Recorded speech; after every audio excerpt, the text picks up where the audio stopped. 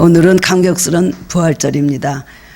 오늘 새벽 미명에 예수님께서는 빈 무덤을 남기시고 부활하셨습니다. 이 사실을 우리가 믿고 있지요. 네.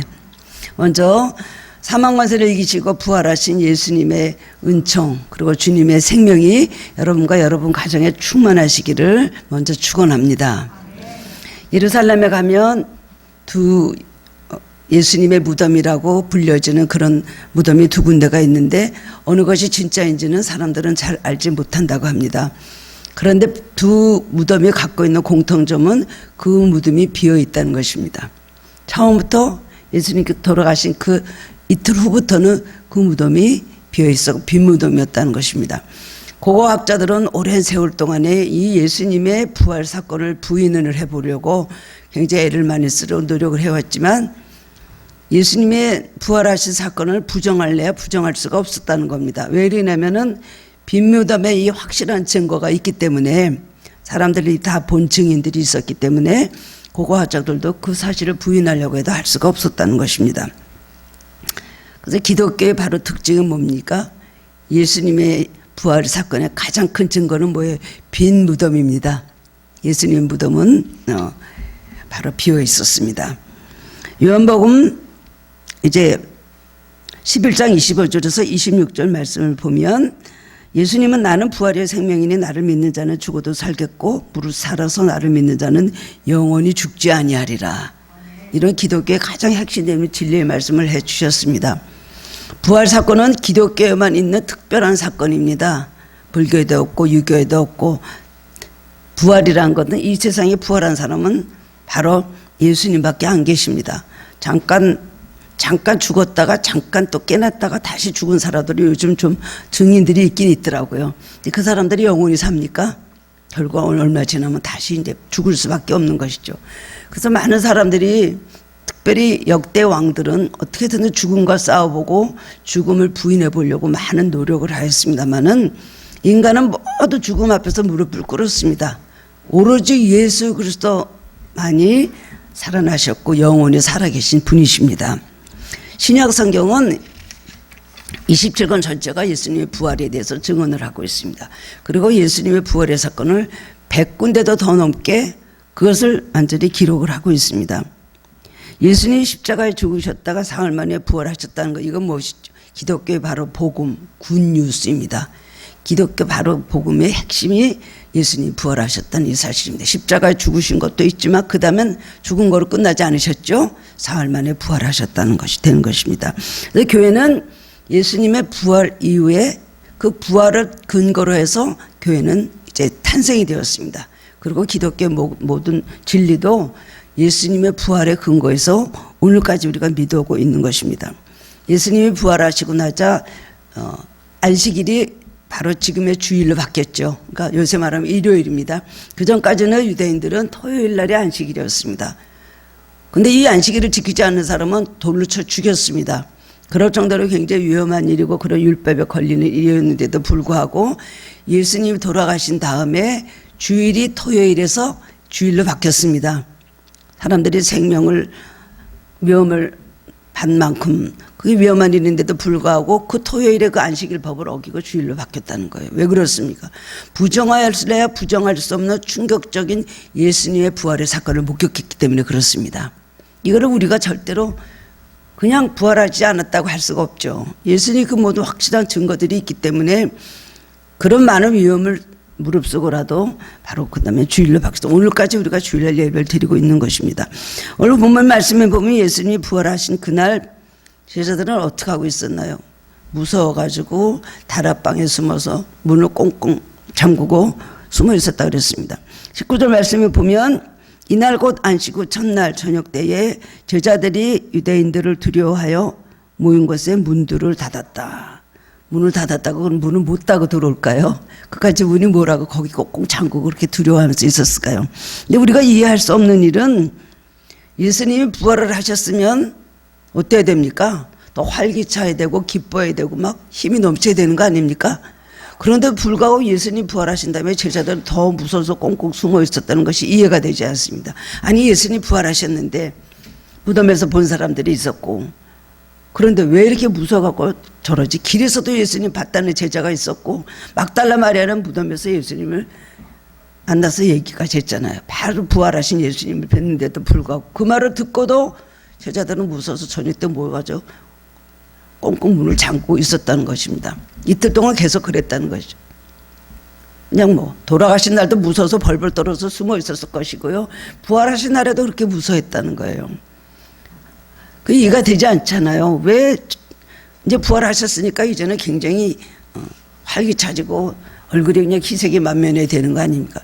기쁜 건 기뻤겠죠. 그러나 잘 믿지도 않았을 뿐더러 이들이 왜 이렇게 두려워하고 오히려 예수님 부활하신 다음에 더 두려워하면서 불안해하였을까요? 그건 왜 그랬냐면요.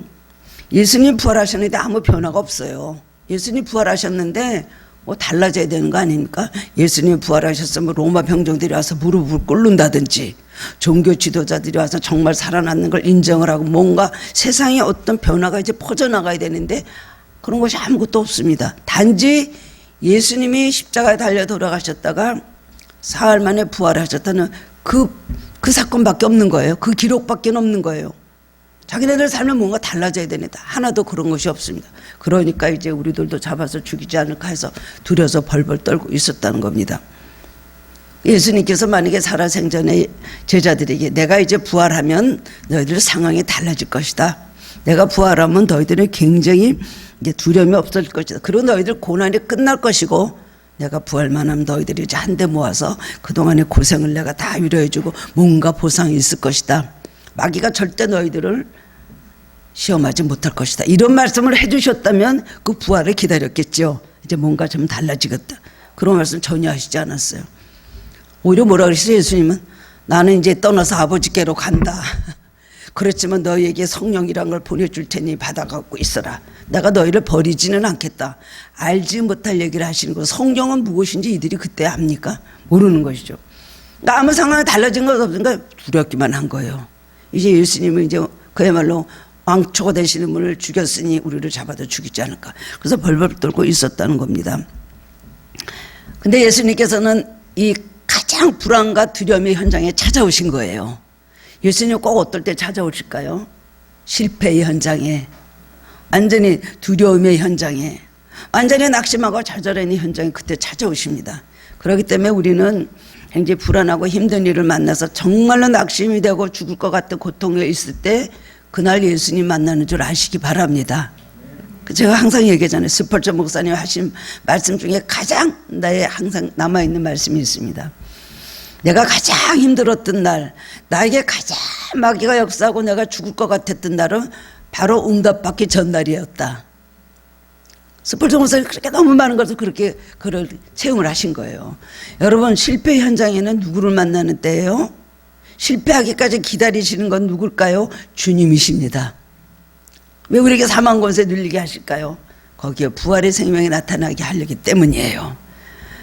오늘 여러분 그걸 아시기 바랍니다. 이 두려움에 불안에 떨고 있는 그 현장에 예수님께서 찾아오셨어요. 그리고 맨 처음에 하신 말씀이 평강이 있을지어다. 문을 열고 들어오셔서 불안한 너희들 불안해하지 마라. 평안해라. 이렇게 말씀하셨다는 겁니다. 예수님께서 찾아오셨는데 다른 어떤 세상의 축복을 갖고 찾아오셨나요? 내가 이제부터 뭐를 조성을 할 테니까 잠깐만 기다려. 니네들 한 자리, 니네들 말이야 수고 많이 했으니까 내가 정말 니네들 그동안 날 따라다니면서 얼마나 많이 고생하고 핍박받았냐. 내가 너희들 이제 추절시켜줄 때 조금만 기다려. 이제는 때가 됐다. 그러시지 않았잖아요. 예수님 오셔서 평강이 있을지어다. 이 말씀만 하신 거예요. 예수님께서 찾아온 것이 세상의 어떤 축복입니까? 아닙니다. 하늘나라의 축복을 가지고 오셨습니다. 은혜의 선물을 가지고 오셨습니다. 부활의 주님 오늘 우리에게 은혜의 선물을 갖고 오십니다. 그럼 오늘 제자들에게 주신 선물 무엇일까요? 오늘 우리들이 받아야 될 선물은 무엇일까요? 오늘 동일한 말씀인 줄 아시고 깨달음을 얻고 은혜를 나누는 시간이 되길 바랍니다. 첫 번째는 예수님께서 주신 은혜의 선물은 뭘까요? 평강이에요. 평강. 이 동일한 말씀이 누가복음 24장 37절에 있는데요. 그들이 놀라고 무서워하며 그 보는 것을 영으로 생각하는지라. 그러지 않아도 제자들은 무서워서 벌벌 떨고 있었습니다. 언제 이제 누가 와서 또롱어 군인들이 와서 잡으러 온 것이 아닌가. 그렇게 두려워하고 있는 순간인데 예수님께서 문을 확 열고 뭐 문고리 뭐 놓고나 하셨나요? 저절로 문이 쏙 열리더니 그 다음에는 문 열어달라 놓고 하신 것도 아니잖아요. 문이 쓱 열더니 딱 누가 섰는데 보니까 예수님인 거예요. 그럼 뭐로 봤다 그랬어요? 유령으로 봤어요. 유령. 그러지 않아도 무서워갖고 벌벌 떠는 데다가 예수님께서 나오니까 아 하고 소리 지르고 굉장히 무서워했다는 것이죠. 그러니까 예수님께서 놀라지 말라 그러면서 평강을 너에게 준다 말씀을 하셨습니다. 부활하신 예수님께서 가장 먼저 주시는 것은 평강입니다. 오늘도 우리 마음속에 평안이 없이 여러분 오신 분들 있습니까? 평안은 있다 없다 하더라고요. 제가 보니까 그저 고요한 호수에 잔잔한 호수 같은 평화가 우리 마음에 흐르다가 어떨 때 무슨 일 당하고 밖에서 그냥 어떤 돌이 탁 떨어지면 물방울을 튀기면서 막 소리가 나듯이 우리 삶에 스스로 흔들어지는 여러 가지 많은 어려움을 통하여서 우리는 마음의 평화가 깨집니다. 어떨 때는 그리스도인이라도 평안이 있을 때도 있고 평안이 없을 때도 있고 또 조금 기뻐하다가도 놀라기도 하고 두려워하기도 바로 그런 것입니다. 인생이라는 것이 바로 그것의 연속인 것입니다. 평강이라는 것은 샬롬, 마음의 평안, 인간관계에 있어서 평화, 그리고 우리가 건강, 행복 이것을 다 통틀어서 유대인들은 평강, 샬롬이라고 그렇게 표현을 했습니다. 주님이 평강이 있을지어다 하신 얘기는 한 군데가 아니에요. 오늘 본문의 말씀 그 다음에 또 평강이 있을지어다 하시고 그 다음에 마지막 26절까지 가서 본문대 26절까지 가서 보면요. 그 다음에 도마에게 도마가 있을 때 두 번째 다시 찾아오셨을 때 그때도 오시면서 맨 처음에 하신 얘기가 평강이 있을지어다. 세 번을 동일하게 말씀을 하셨습니다. 예수님 제자들이 무엇 필요한 줄 모르셨겠습니까? 저 사람들이 이제 생업은 어떻게 될 것이며 날 따라다니다 직업도 다 버렸는데 어떻게 먹고 살 것이며 저 가정은 어떻게 될 것이며 너무너무 잘 알고 있지만 주님께서 말씀하신 건 평강이에요. 오늘도 우리들은 다른 것 구하지 말고 주님의 평강을 항상 구하는 신자들이 되어야 되겠습니다. 돈이 아무리 많으면 뭐합니까? 아무리 권세가 많으면 뭐합니까? 아무리 힘이 있으면 뭐합니까? 남보다 많은 걸 가지고 큰 소리 치고 살면 뭐합니까? 그 마음속에 평강이 없으면 그거 같이 불행한 사람이 없습니다. 영국의 왕이 하도 왕으로서 힘드니까 그 다음에는 나는 어떻게 하면 마음에 평안이 있을 수가 있을까 생각을 하고는 그 다음에는 이제 저기 산속으로 들어갔습니다. 산속으로 들어가서 그 다음엔 세상 사람들은 어떻게 사나 평민의 옷을 입고서는 산속으로 들어갔는데 어떤 제단간이 있는데 거기서 뚝딱뚝딱 쇠로 두드리는 소리가 나는 거예요. 그래서 이렇게 바깥에서 들어보니까 막 찬송을 부르면서 대장장이가 막 거기서 이제 대장간에서 일을 하고 있는 것입니다. 근데 들어보니까 세상 사람 날 부러워 아니하여도 나도 역시 세상 사람 부럽지 않아. 하나님의 사랑이 그 찬송을 부르면서 할렐루야 찬송이 저절로 나네. 그러니까 저 사람은 이렇게 초라한 곳에서 대장간에 살면서 어떻게 저럴 수가 있는 거서 눈을 두드리고 들어가서 당신은 뭐가 그렇게 좋아서 싱글벙글 좋았으니까 그걸 두드리면서 하나님의 사랑이 나에게 있는데 하나님의 은혜가 나에게 있는데 내가 왜 기쁘지 않을 수가 있겠습니까? 그랬다는 거예요. 그래서 사실 믿음을 회복을 하고 다시 돌아와서 그 살아가는 방식을 바뀌었다는 그런 유명한 이야기가 있습니다. 예수님께서는 보셨어요. 뭘 필요한지. 우선 저들에게 평안을 줘야 되겠다. 평안이라는 것이 가장 귀한 것을 알고 주님께서 우리에게 주시는 가장 축복을 주시기 가장 원하시는 첫 번째가 평안이라는 걸 우리는 알아야 됩니다. 평안 같은 건 해서 뭐예요? 돈이나 주시지. 평안 같은 건 해서 뭐예요? 이거나 잘 되게 해주시지. 저거나 잘 되게 해주시지. 아니다. 그렇기 때문에 산상수훈 8복음에서 예수님께서 말씀하신 8가지의 복은 다 세상의 복이 아닙니다. 우리가 볼 때 그게 무슨 복이에요? 심령이 가난한 게 뭐가 복이에요? 애통하는 게 뭐가 복이에요? 그 다음에 뭐 긍휼히 여기고 뭐 온유하고 뭐 다 있잖아요. 마음이 청결하고 그 다음에 또 화평케 하는 자 그리고 핍박을 받은 자 그게 어떻게 행복한 사람이라고 할 수가 있습니까? 그런데 주님이 이것이 행복한 자다. 복이 있나니 이것은 어디서 내려오는 복이에요? 천국에서 내려온 복입니다. 마음에 청결한 사람들, 거듭난 사람들, 주님의 은혜가 충만한 사람들에게 주시는 것은 마음의 평안이에요. 어떤 세상에 노도 풍파가 불고 천둥번개가 치는 거하고 상관이 없습니다. 주님께서 주시는 평안, 내가 주는 평안은 세상에 주는 평안과 같지 않다. 세상에 주는 평안은 잘 돼서 일이 잘 되고 잘 뭐든지 뭔가 좋은 일이 있을 때에 그것은 축복이고 평안이라고 하지만 그것은 잠깐밖에 안 가는 겁니다. 주님께서 주시는 것은 어떤 환경에도 흘리지 않는 주님 평안. 겟세마네 동산으로 가시면서 십자가를 앞두고 또 예수님 마음속에 이것을 너에게 이루면 내 기쁨이 너에게 충만하게 하려 함이라. 이런 주님의 평안을 우리에게 주신다는 겁니다. 그렇기 때문에 우리는 오늘도 불안한 것은 정상이에요. 칼빈은 뭐라고 말하냐면 인간은 불안 공장이다. 불안을 찍어내는 공장이라는 거 존 칼빈은 그렇게 말했어요. 그럴 정도로 인간은 항상 불안한 것이 기정사실입니다. 왜 이렇게 불안해하세요? 담대하세요. 일단은 불안한 거예요. 근심 걱정은 일단은 두려운 거예요. 그러나 그 다음에 처방이 뭐죠? 주님의 평강인 걸 아시기를 바랍니다. 우리에게 주님의 주신 평안이 있구나. 내가 너무 걱정하지 마. 주님이 계시지. 주님이 나에게 평안을 주시는데 내가 이런 계속해서 고독하고 힘들고 어려운 삶을 살기는 하시지 않는다고 하셨지. 내가 어려울 때 더욱더 우리를 사랑하시고 함께 하신다는 걸 믿어야 되는 것입니다. 이 불안의 현장에 두려움의 현장에 벌벌 떠는 현장에 예수님께서 오셨다는 거예요. 여러분도 불안해하고 두려워 떨 때가 있죠. 요즘 공황장애라는 병이 참 많이 있더라고요. 예전에 그런 단어도 잘 몰랐는데 이렇게 상담을 하다 보니까 공황장애라는 말들을 참 많이 하셔요. 그 가장 큰 주 증세가 뭔지 압니까? 그냥 두려운 거예요. 어떤 과정 속에서 그렇게 상처를 입은 일은 있었겠지요. 어떤 충격을 받은 일은 있었겠죠. 그러나 그분의 환경을 보면 지금 저분은 저럴 뿐이 아닌데 어떨 때 보면 얘기를 들어보면 나보다 더 평안해. 환경적으로 보면은 저럴 뿐이 아닌데 뭐 이것도 평안하고 자식들도 잘 되고 뭐고 하나도 걱정이 없어. 스트레스를 하나도 없는데 근데 왜 그러세요? 몰라요. 그냥 불안해요. 그냥 불안해요. 인간은 불안한 게 바로 기정사실인 것입니다. 그러나 이런 과정 속에서도 바깥에서 부는 바람과 바깥에서 부는 어떤 풍파에 상관이 없이 평안할 수 있는 것, 주님께서 주신 평안, 그 평안을 주시겠다고 오늘 말씀을 하셨습니다. 우리 마음속에 두 가지 가장 나쁜 감정이 분노와 탐욕이래요. 헨리 나우에는 분이랑 그런 말씀하셨어요.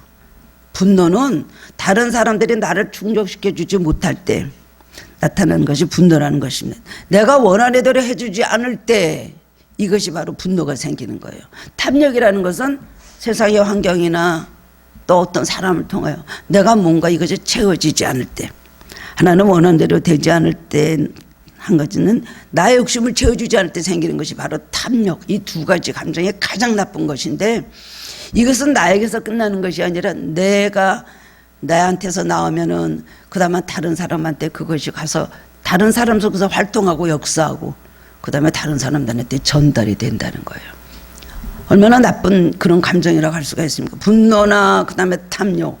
그렇기 때문에 예수님께서 우리에게 평강을 주시면 그 평강이 나에게 있고 그 좋은 것이 전달이 되는 거예요. 옆에 사람들에게 좋은 것이 전달이 되는 것이죠.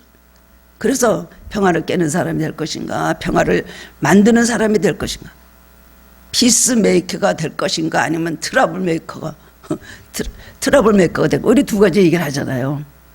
주님께서 평안을 주시는 것은 자기도 행복할 뿐만 아니라 남들에게도 좋은 것을 전해줄 수, 그런 걸 통해서 예수 그리스도의 사랑과 예수님의 모습을 전할 수가 있는 거예요. 그렇기 때문에 평화의 사람이 되는 것입니다. 그래서 예수님께서는 평강을 주시기를 우선 너에게 평강했을지어다. 그 얘기를 3번이나 하셨어요. 다른 말씀들은 1번 하셨는데 여기서는 3번이나 하셨다는 겁니다. 오늘 이 부활의 아침에 여러분의 평강 주시는 주님이신 걸 믿으시기 바랍니다. 마음의 그릇을 배우시고 평안을 사모하세요. 주님이 여기 와 계시는구나. 우리 하늘께 와 계시는구나. 마음을 비우고 그릇 주면 평안을 부어주신다는 겁니다. 우리의 잘못과 우리의 문제와 우리의 모든 것은 보시지 않는다는 것이에요. 잠언 29장 25절 말씀 보면 사람을 두려워하면 올매에 걸리게 되거니와 여호와를 의지하는 자는 안전하리라. 시편 46편 1절에서 3절 말씀 보면 하나님 우리의 피난 초시여 힘이시니 환난 중에 만날 큰 도움이시라. 그러므로 땅이 변하든지 산이 흔들려 바다 가운데 빠지든지 바닷물이 솟아나고 뛰놀든지 그것이 넘침으로 산이 흔들릴지라도 우리는 두려워하지 아니하리로다. 다윗은 그렇게 사울왕에 쫓겨다니면서도요, 밤마다요 다 칼을 꽂아놓고요, 자기 철모를 벗어놓고요, 그리고 딱 누워서 물병을 수통을 머리 놓고요, 베개면서 놓고 딱 누워서 내가 편안히 자고 깨기도 하리니 그랬어요. 언제 사울이 와서 자기 사는데 창을 찔러지 모르고 그 다음에는 칼을 찔릴 줄 모르는데도요, 다 여호와는 나를 안전지대 거하시하나니 하시는 분이다 그랬어요. 이것을 우리가 믿어야 되는 것이죠. 그 평안을 주님께서 오늘 주신다는 겁니다. 에베레스트를 제일 먼저 정복한 사람이 있는데요, 짐 아이케케라는 사람이었어요. 그 사람한테 사람들이 무엇이 가장 두려웠습니까? 무엇이 두렵습니까? 그 에베레스트 산을 정복할 때는 가장 큰 위험이 뭐였나요? 다른 것이 아니라 내 자신이었습니다. 내가 이 할 수 있다는 마음, 두려움을 내가 그것을 극복하고 나니까 산 정복은 그 다음에 문제가 되지 않았습니다. 독재 정권에서 감옥에 있다가 빠져나온 사람에게 사람들이 또 물었습니다. 당신은 또 어떻게 그 높은 벽을 넘을 수 있었느냐 그랬더니, 나를 막은 가장 높은 벽은 현실적인 벽이 아니라 두려움이었습니다. 내가 마음의 두려움을 허물고 나니까 그 다음에 벽이 하나도 없었습니다. 동일한 그런 고백들을 한 것이에요. 우리가 못한다면 못합니다. 우리가 두려웠다면 두려운 것입니다. 우리는 불가능하다고 믿으면 불가능해지는 것입니다. 그러나 가능하다, 우리는 두려움이 없다, 하나님께서 함께 하신다 생각을 하면은 우리는 아무 두려움도 없고 불안도 없어지는 것입니다. 그 다음에 나에게 만약에 두려움이 날 때 그것을 막을 수 있는 힘은 무엇일까요? 주님의 평강이 있을지어다 하셨는데, 평강이 있을 이유가 뭘까요? 주님을 믿으라는 것입니다. 요한복음 14장 1절 말씀 보면, 너희는 마음에 근심하지 말라, 하나님을 믿으니 또 나를 믿으라. 불안과 두려움의 정반대는 뭘까요? 믿음이 없는 거예요. 불신. 우리가 불신하기 시작하면 그 다음에 두려움이, 불안이 막 머리를 들기 시작합니다. 근데 우리가 마음속에 믿음을 가지기 시작하면 두려움은 끝나고 불안도 끝나는 것이에요. 둘은 아주 상반적으로 서로 반대되는 역할을 하는 것이죠. 불안과 두려움과 그 다음에 마음속에 믿음, 이 두 가지 중에서 우리는 믿음을 가지면 마음의 평안이 올 수밖에 없다는 것입니다. 왜냐하면 하나님을 믿기 때문에. 문제를 바라보면 근심되고 불안하고 걱정될 수밖에 없어요. 사탄은 우리를 계속해서 문제를 바라보게 하고 사람을 바라보게 하고 세상의 음성을 듣게 하고, 너는 안 된다, 너는 안 된다, 너는 여기서 끝이다, 이제는 너무 늦었다, 이것은 불가능하다, 이미 너의 가능성의 퍼센트를 넘어놨다, 자꾸만 두려움을 주거든요. 그 땅을 내려다보고 사람 소리 듣고 세상 소리 듣고 마귀 소리 들으면 안 돼요. 주님을 바라보면은 우리는 얼마든지 할 수 있거든요. 발이 땅에 붙어 있는 새는 날지 못하죠. 오리나 닭이나 이런 건 납니까? 못 날죠. 독수리는 높은 창공을 날아오르잖아요. 그렇기 때문에 우리 믿음을 가지면 평강을 가질 수가 있습니다. 어떤 재미난 얘기가 있어요. 어떤 할아버지가 계셨는데요, 이 할아버지가 허리가 너무 아픈 거예요. 늙은 할아버지가. 또 자고 있는 늙은 자기 할머니를 깨웠습니다. 할멈 나를 갖다 파스를 좀 붙여줄래? 난 너무너무 여기가 아프다. 그랬더니 아이 참 자면서 왜 그래요? 그랬더니 또 할머니는 또 어두워가면서 잘 보지도 못하면서 가서 더듬더듬해서 파스 한 장을 갖다가 허리에 딱 붙여줬어요. 붙였어요. 아 고맙소. 그 잤단 말이죠.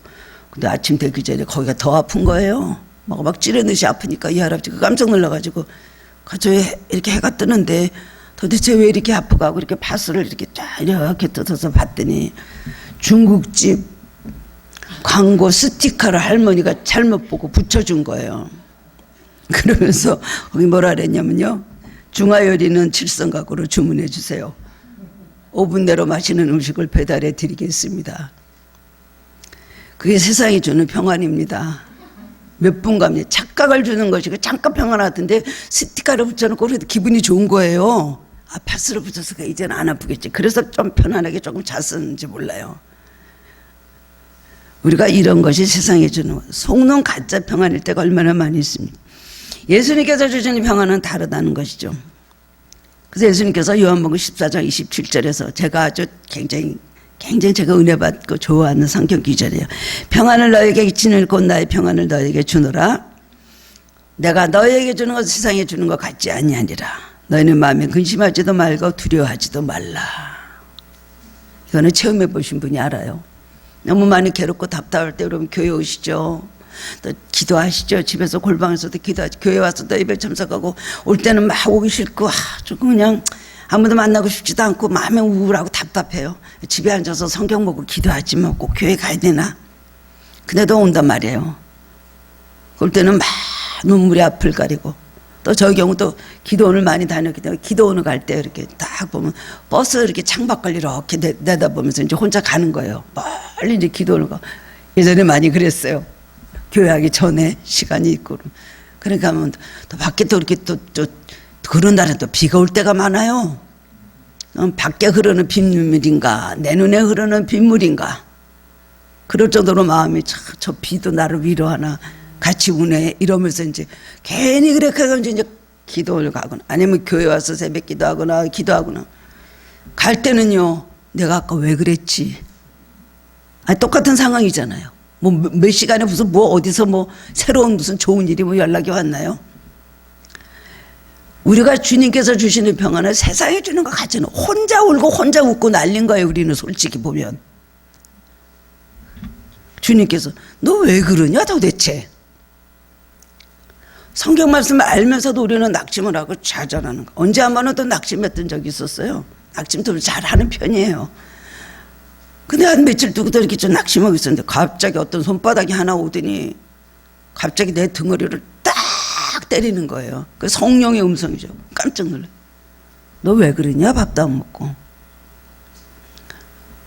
너 왜 그러냐? 그래서 내가 좀 이래갖고 마음이 상했으니 그게 죽을 일이냐? 그래서 너 지금 죽어? 그래서 그 일로 너 죽어? 갑자기 내가 정신이 팍 났어요. 한 대 얻어맞고. 그러고 일어나서 내가 왜 그랬지? 내가 이래. 그러고는 거기에 해당되는 성경 말씀을 막 생각나서 찾으니까 얼마나 내 마음에 소망이 되는지 몰라요. 이 사람들은 더 했구나. 바울과 실라가 빌보 감옥에서 잡혀가지고 옷 찢기고 외막 끼고 그 다음에는 착고에 채워갖고서는 감옥이 있었는데 밤에 기도하고 찬양하고 하다 보니까 지진이 나서 쇠사슬이 다 끊어지고 저절로 옥문이 열렸잖아요. 이런 말씀 읽으면서 기적이 하나님이 계신데 우리는 어떤 경우에도 기적이 하나님 계신데 생각하면 낙심하지 않을 수 있습니다. 주님께서 주신 평강이 바로 그런 것입니다. 그래서 예수님은요 어떻게 해서 평화를 누린다 그러셨어요? 그가 징계를 받음으로 우리가 평화를 누리고 그가 채찍으로 맞음으로 우리가 나음을 입었도다. 질병에 고침받고 그 다음에 우리가 평화를 얻는 것은 징계를 받음으로. 예수님께서 죽으셔서 예수님께서 피 흘리셔서 예수님께서 못 박히셔 고통당하셔서 우리에게 주시는 평화예요. 주님이 혼자 다 당하시고 우리에게는 평화를 주셨어요. 우리의 고통과 불안과 두려움은 예수님께서 다 가져가시고 우리에게 평화를 주셨어요. 근데 이 세상 사람들은 어떤가요? 지금은 남을 피 흘리게 하고 자기가 얻는 평화예요. 남을 피 흘리고 자기가 좀 얻은 마음에 좀 기분 좋고 평가를 얻으려고 그래요. 이런 세상에 우리가 살고 있는데 주님은 주님께서 다 징계를 받으시고 못 박히시고 피 흘리시고 채찍 맞으시고 부활하시면서 우리에게 평안을 주셨다는 겁니다. 두 번째로는 능력을 주신다고 말씀을 하셨습니다. 22절 말씀 보면 이 말씀을 하시고 그들을 향해서 숨을 내쉬며 이르시되 성령을 받으라. 왜 능력을 받으라 하시면서 성령을 받으라 하시면서 숨을 팍 내쉬셨을까요? 성령은 뭐예요? 하나님의 숨이죠. 쉼, 호흡이에요. 생기예요. 하나님의 생기, 바람이에요. 숨바람. 하나님께서 인간을 만드시고 흙으로 만드시 아담을 창조하셨어요. 흙이에요. 그냥 만든 그야말로 애들이 뭐 이렇게 뭐 만들 때 흙으로 뭐 만든 것 같은 그런 거에 불과했어요. 그 생명이 아니죠.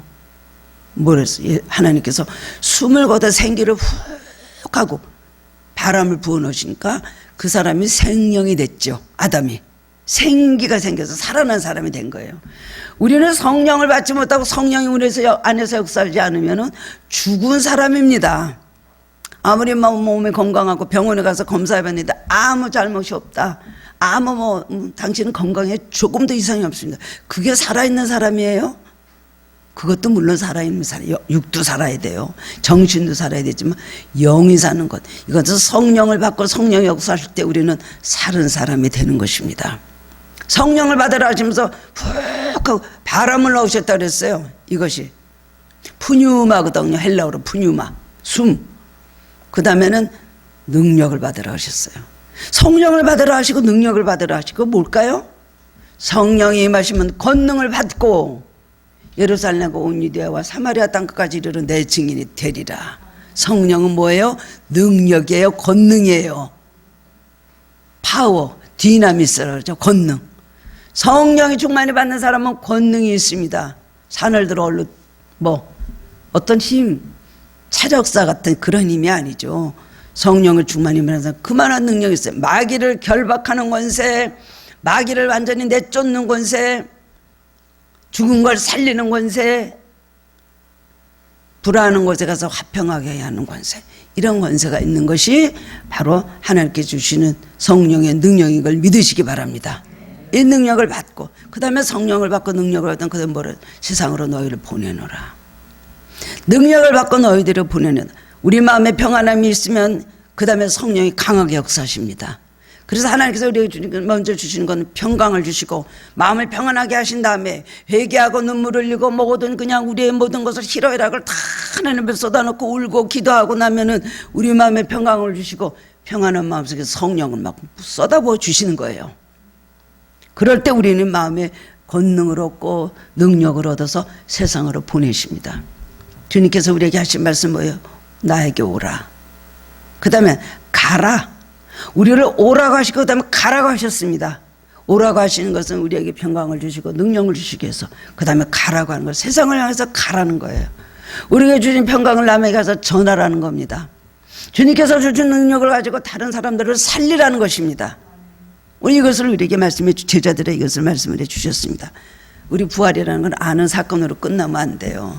부활은요, 우리 삶 속에서 부활의 삶으로 살 때 우리는 부활의 사람이 되는 거예요.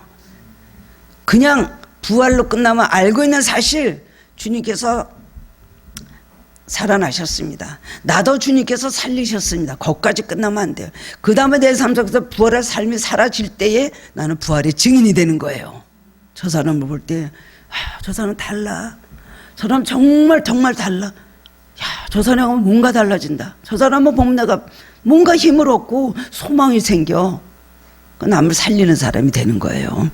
그렇기 때문에 오늘 말씀을 하셨습니다. 우리는 남을 구하는 구조선이에요. 구조선에 SOS 어떤 것, 다른 배들이 도와달라고 이런 SOS들은 구조선에 달려가잖아요. 어떨 때 어떤 구조선에 굉장히 막 바람이 엄청 불고 배들이 다 뒤집어지고 침몰하는 상황에 있었는데 구조선이 연락이 온 거예요. 어디 가서 어떤 배가 지금 침몰됐으니 가서 구조하라는 연락이. 그러니까 그 선장에게 그 밑에 선원이 말했습니다. 지금 못 나갑니다. 지금 할 수가 없습니다. 출동을 할 수가 없습니다. 이렇게 바람이 불고 이렇게 비오는데 우리도 가면 돌아오기 힘듭니다. 그랬더니 구조선 선장이 하는 말이 우리는 돌아오라는 명령을 받은 것이 아니라 나가라는 명령을 받았다. 나는 나가라는 명령을 받았더니 우리는 나가야 된다. 돌아올 수 없을 건데요. 아니, 돌아오라는 명령을 우리는 못 받았어. 그리고 나가서 구했다는 겁니다. 주님께서 우리 명령하신 나가라면 나가는 겁니다. 오라 그러면 우리는 왔습니다. 그 다음에 가라 할 땐 갈 때 우리에게 주님께서 주신 평강과 주님께서 주신 능력을 가지고 나가서 전해야 되는 것입니다. 그렇기 때문에 우리는 하나님께 주신 능력은 굉장한 능력. 마리아에게 가장 높으신 의 능력이 너에게 임했다. 네가 성령으로 아들을 낳게 될 것이다 말씀하시죠. 가장 높으신 의 능력. 우리 성령 다 받았어요. 우리 하늘교회는 성령의 능력이 있습니다. 작든 크든 간에 가장 높으신 의 능력이 우리에게 임하에 있다는 거예요.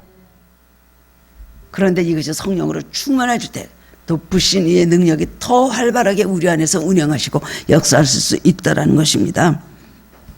내가 너희를 고아와 같이 버려두지 아니고 너에게 다시 오리라. 이게 얼마나 감사한 일입니까? 나는 고아 중에 상고한데 누가 나를 이 사망의 음침한 골짜기에서 누가 나를 구원해 내려. 매일매일 우리는 스스로에게 막 그렇게 말하면서 비관을 하고 우리는 탄식을 할 때가 얼마나 많이 있습니까? 주님께서 말씀합니다. 고아와 같이 너희를 버려두지 아니라. 주님의 말씀의 능력이에요. 우리가 주님 바라볼 때 우리는 고아와 같지 않는 삶을 살게 된다는 것입니다. 성령을 충만히 받으시기를 축원합니다. 마지막으로 세 번째로는 용서에 대해서 말씀을 하셨습니다. 너희가 니제든지 사하면 사해질 것이요 니제든지 그대로 두면 그대로 있으리라 하시네. 이거는 뭐예요? 너희 죄가 어떠든지 내가 용서할 것이고 너희가 얼마나 잘못하고 나를 모른다고 부인을 하고 다 도망갔어도 나는 너희들을 용서한다. 이 용서가 아니세요. 주님께서 오늘 하신 말씀은 우리들의 죄를 용서할 뿐만 아니라 이미 용서하셨어요. 다른 사람의 죄까지도 용서할 수 있는 그런 용서를 하라는 것을 말씀해 주신 거예요. 너희들이 남의 죄를 사하면 그 사람의 죄까지도 하게 될 것이다. 부활의 삶을 사는 우리는요, 우리가 죄 짓지 않고 나만 잘 살면 되는 게 아니에요.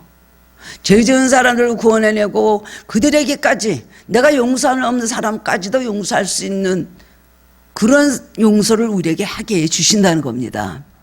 많은 분들이 저한테 물어요. 목사님, 담배 피우면 지옥 가나요? 술 먹으면 지옥 가나요? 담배하고 술 먹지 말라고 성경에 있나요? 담배는 그때 없었고 예수님 시대에는, 그 다음에는 예수님도 포도주 잡수셨는데 이러면서 점점점점 하고 저한테 물어보죠. 그럼 제가 그래, 아니요, 담배 핀다고 지옥 가나요? 술 먹는다고 지옥 가나요? 그러나 천국은 좀 빨리 가죠. 담배 많이 피우면 천국 빨리 가죠. 간도 뭐 그냥 간암 걸려서 이렇게 하면서 그러죠. 그 이분은 그냥 무슨 소리인지 몰라갖고. 그 무슨 얘기예요?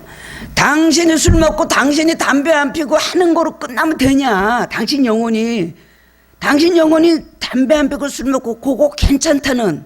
그래도 술 먹어도 조금 먹으면 괜찮아요. 담배도 하루에 뭐 조금 이렇게 뭐. 주님께서 말하는 거, 우리에게 말하는 게 미니멈의 은혜를 주시나요? 너만 담배 안 피우고 너만 술 좀 안 먹고 뭐 몸 건강 안 해치면 돼. 너만 그러고 잘 있다가 너만 천국 가면 돼. 주님께서 우리에게 요구하시는 거는 그겁니까? 우리는 맥시멈의 삶을 살아야 돼요. 최선 어떻게든지 그냥 빗사이로 막가 빠져가려고.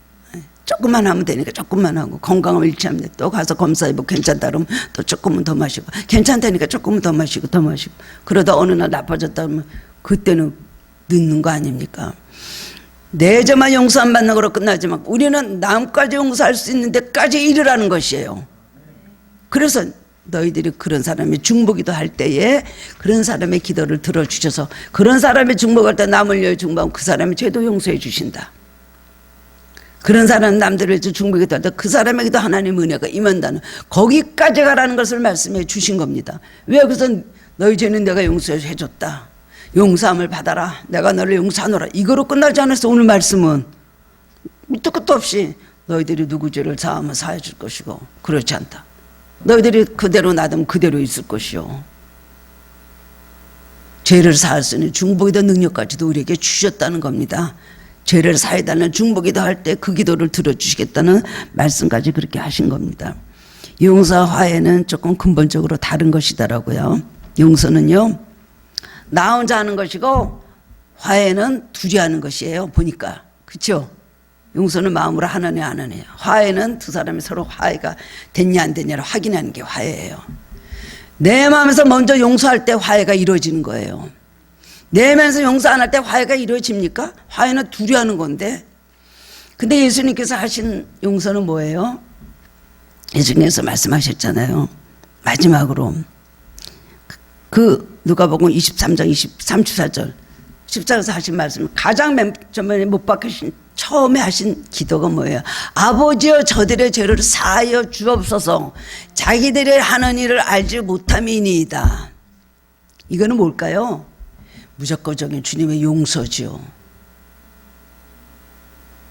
그 사람들은 주님께 용서함 받고를 생각도 안 했어요. 주님하고 화해하려고 하지도 않았어요. 예수님 못 박은 사람들, 예수님 죽이라고 했던 유대인들, 뭐 장로들, 서기관들, 수많은 제사장들, 수많은 사람들이 어떻게 했어요? 예수님의 용서를 받으려고 생각도 안 했던 사람이에요. 예수님과 화해하려고 생각지도 않았던 사람들이에요. 예수님 승천하실 때까지, 그들이 살다가 죽었을 때까지 그 사람들은 예수님에 대한 용서를 받거나 예수님과 화해하려는 생각이 전혀 없었어요. 못 박을 때 예수님의 용서를 받으려고 하고 예수님과 화해하려고 생각이나 했겠어요? 예수님을 죽였는데. 예수님은 못 박을 때 이미 용서하시고요, 그 사람하고 상관없이 예수님은 그 사람들하고 화해한 거예요. 그래서 하나님께 용서해 주시라고 기도했고, 하나님께 인간과의 모든 맡긴다면 다 하는 것은 인간에게 인간들이 용서해 주십시오 하기도 전에, 인간들이 주님하고 화해하고 싶습니다 하기도 전에 용서하시고 다 화해해 주신 거예요. 진정한 용서와 화해는 그런 겁니다. 상대방이 원하든 안 원하든, 상대방이 원하지 않아도, 상대방이 알지 못해도, 내 마음이 어떤가 알지 못해도 나는 마음으로 용서하고 그 사람 만날 기회가 있으면 둘이 화해할 때 화해하고자 하는 것, 이것이 바로 용서의 사람이에요. 그런데 네가 용서하자 그러면 내가 용서하고, 네가 잘못했다 그러면 내가 용서해. 알기나 알아? 그건 알기나 하면 난 풀 수 있어. 우리는 적어도 이런 마음 가질 때가 얼마나 많습니까? 잘못했다고 해. 잘못했다고 안 하면 절대로 용서 안 해. 그리고 그러지 않은 사람하고 무슨 화해가 되며 무슨 화해를 할 마음이 있어. 안 그럽니까? 주님은요 그렇지 않으셨어요. 주님의 용서는 그것이 아니에요. 주님의 용서는 상대방의 용서함을 받길 원하든 안 받든 상관없이 용서해버리는 거예요. 상대방이 나한테 화해를 하려고 마음 있든 없든, 화해하고 싶지 않은다 할지라도 이미 마음으로 화해한 거예요. 마음으로 용서하고 그 다음에는 그런 기회가 있을 때 화해할 기회를 만드는 거예요. 이런 것이 일방적인 용서가 일방적인 화해인 것입니다. 진정한 용서의 사람은 그렇게 해야 되는 거예요. 마음으로 용서해야 되는데 마음으로 용서 못하니까 화해가 어떻게 돼요? 봄은 또 열나는데, 봄은 또 오는데. 수많은 분들이 그런데요, 큰 교회에서요, 우리 교회는 그런 일이 없었지만은 큰 교회에서 왜 교회 안 나와요? 아니 여기서 내 돈 때문에 건 사람이 바로 와서 많이 본 등짝이다 하고 보니까 그래서 내 앞에 앉았지 뭐예요. 그래서 교회 안 나가요. 그 다음에 또 옛날에 싸웠던 사람이 또 저쪽 가서 앉았더래요. 그러다 보니까 그때부터 교회 안 나간다는 거예요. 얼마나 억울한 일입니까? 그런 거 하나 때문에 용서 못해도 영혼을 팔아먹어요. 신앙을 팔아먹어요. 있을 수가 없는 얘기죠. 우리는 속죄자로서의 삶이 필요합니다. 교회에 기도 사람이 필요하다. 교회에 이런 문제가 많다. 우리 교회가 이런 것이 많이 부족하다. 기도하는 사람이 돼야 돼. 교회 잘못하는 사람들이 많다. 교회는 왜 이런 사람들이 많을까? 우리 교회는 만약에 그런 일이 있다 그래 보세요. 내가 계속 기도를 채우겠습니다. 내가 속죄자가 되겠습니다. 슈발츠 박사는요 어떻게 해서 콩고로 가게 됐는가 했더니요, 유태인들 600명을 학살시킨 이 독일 사람의 죄를 누가 속죄할 것인가 라고 기도를 하면서 기도를 했대요. 이 600명을 죽인 이 히틀러, 이 독일 군들의 죄를 어떻게 하면 이걸 누가 속죄할까요? 그랬더니 하나님께서 네가 해라 그러셨대요. 제가 속죄자로 가겠습니다. 그래서 콩고로 속죄하는 마음으로, 유태인들을 위해서 속죄하는 마음으로 콩고에 가서 아프리카 사람들한테 봉사하고 희생했다는 것입니다. 우리는 속죄자의 삶을 살아야 됩니다. 용서, 남까지 용서하는 사람. 이제만 용서함 받는 게 아니에요. 남을 용서할 때 우리 죄도 용서함 받죠. 우리 주기도문에도 그렇게 말씀해 주셨잖아요. 용서하고 화해할 때 주님의 제자가 되는 것입니다. 너의 참된 제자가 된다 말씀하셨어요. 평화를 누리는 사람 하나님의 아들이라 일컬음을 받는다 봅시다 그랬어요. 우리는 이걸 알아야 되는 것입니다. 오늘 부활하신 주님 우리에게도 정말 감사하게 세 가지 선물을 준비해 주셨습니다. 아멘으로 받아들이시기 바랍니다. 평강의 선물 주셨습니다. 성령의 능력을 선물로 주셨습니다.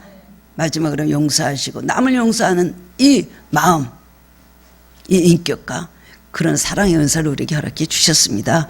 오늘 그래서 우리 부활의 주님에 다 우리가 다시 한번 살아나고 일어나는 주님의 제자들이 되기를 주님의 이름으로 축원합니다.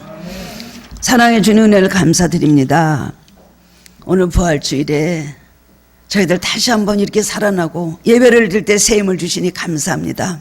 주님, 우리는 너무나 큰 죄인이었습니다. 어차피 우리는 지옥을 갈 인생들이었습니다. 우리가 오늘 또 예수를 믿고 좀 변화됐는지 몰라도 우리가 앞으로 살면서 지을 죄들은 얼마나 많겠습니까? 우리는 영원부터 영원까지 우리는 멸망받을 수밖에 없는 죄인이었으나 과거에도 그렇고 현재에도 그렇고 앞으로도 그럴 것입니다. 우리는 죄인입니다. 죄를 먹고 사는 동물로서. 그러나 주님 우리를 사랑하시고 존귀히 여기셔서 하나님의 자녀 삼으시고 오늘은 부활의 영광에 부활의 기쁨에 동참하게 하시니 감사드립니다. 주님, 예수를 믿되 뭔가 알고 믿게 하여 주옵소서. 어떻게 사는 것이 부활의 증인으로서 우리가 하나님의 삶을 사는지 바로 깨달아 알게 해주시기를 원합니다. 수많은 말씀을 우리에게 오셔서 성경으로 가르쳐 주셨는데도 우리는 하나도 실천하지 못하고 하나를 그대로 있습니다. 밀알이 떨어져서 죽으면 많은 열매를 거둔다고 했는데 쓸데없는 교만, 쓸데없는 자존심, 쓸데없는 고집 때문에 주님의 뜻을 이루지 못할 때가 너무나 많이 있음을 용서해 주시기를 원합니다. 주님 우리를 구원해 주셨으니 우리도 주님과 같이 살게 하여 주옵소서.